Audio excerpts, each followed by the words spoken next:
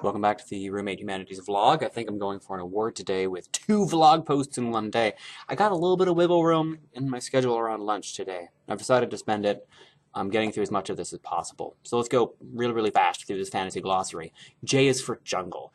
You see jungles in fantasy. You don't see a lot of jungles in fantasy. I'm not gonna lie to you. The Old Forest, I think, has sort of like a European fairy kind of feel to it, and because of that, like the jungles of India or Africa or South America, they just don't figure into fantasy a lot. Rudyard Kipling does the Jungle Book, of course, but aside from that, you don't get a lot. Next on my list, I have King for K. Kings historically have claimed a kind of divine right, sort of like a given by some higher divine power reason as to why they, of all people, have been chosen to lead. And I think that plays into fantasy. Like, you get rightful kings, you get true kings, you get real kings, you get people who are kings by birth, and they realize it by drawing swords out of stones. Fantasy as a genre tends to be a bit shallow in this place, in that people who are born kings do also tend to be good people. It's really too bad. Next on my list, I have kittens. You get a lot of cats in fantasy. Sorry. I don't know what to do with that. The Warrior series leaps to mind. Lloyd Alexander has a book called Time Cat. You get a lot of cats. Often they talk because cats are mysterious, and there's something otherworldly and magical about a cat. I feel like they have like a kind of sentience to them. Sometimes evil with witches, but not really. I mean, I feel like witches have been so explored and made into protagonists at this point that their cats are almost better than they are. Next up, I have love under L. Love is really key to fantasy, and not just in Harry Potter. Like the power of love and love triumphing over evil and selflessness and loyalty, those are all key components of storytelling within the genre of fantasy. Like, it's one of the constants. Under M, I have magic. For the purposes of storytelling in a fantasy world, magic should be thought of as analogous to physics. Like, your storytelling world needs to know how scientifically magic functions, and the story needs to be internally consistent. Magic needs to work the same all the time, or there needs to be a really good reason for why it doesn't work that way.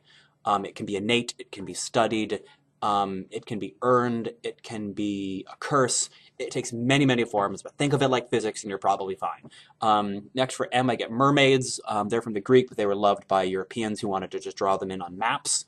The most famous mermaid, of course, being Ariel from The Little Mermaid, or just The Little Mermaid. Mermaids within storytelling, they are rescuers. They rescue sailors. In that sense, they're also healers. Otherwise, generally speaking, you're going to find them transformed into humans if they want to interact with the story in any real way. I've seen evil mermaids, but I've not seen evil mermaids very often. An evil mermaid's like an evil dolphin. You don't get that, right? Fine. Next, you get monsters. Two kinds of monsters in fantasy. There's the monster that we think of as being like the kind of challenge the hero must overcome, and the other kind of monster is the kind of monster that looks a little bit like a Muppet, and it's lovable and hairy, and it's there to be your friend, and it's adorable. Next up, we get to Medusa. How to talk about Medusa? I mean, she's a character in Greek mythology, so of course she's not going to show up very often in your fantasy story, but I could see like snake-headed people showing up, or things that have the ability to transform someone into stone merely by viewing them. I mean, there's not a lot of storytelling potential there. I spoke earlier about how stories need to have casualty. Like, I feel Medusa and her power is just so dangerous, and it's just so threatening that it's very difficult to incorporate it into a story. I got 1 minute. Next up is N for nymph. A nymph is a nature spirit.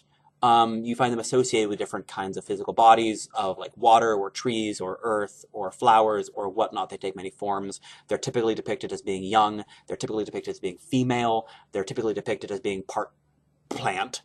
They don't make great protagonists, but they make great helpers. And finally, the last thing I'm going to get to is a necromancer.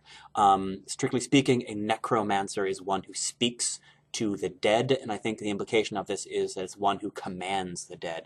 In fantasy, your necromancer is nearly always evil. They're nearly always commanding vast legions and armies of evil, rotting corpse people, skeletons and zombies and whatnot.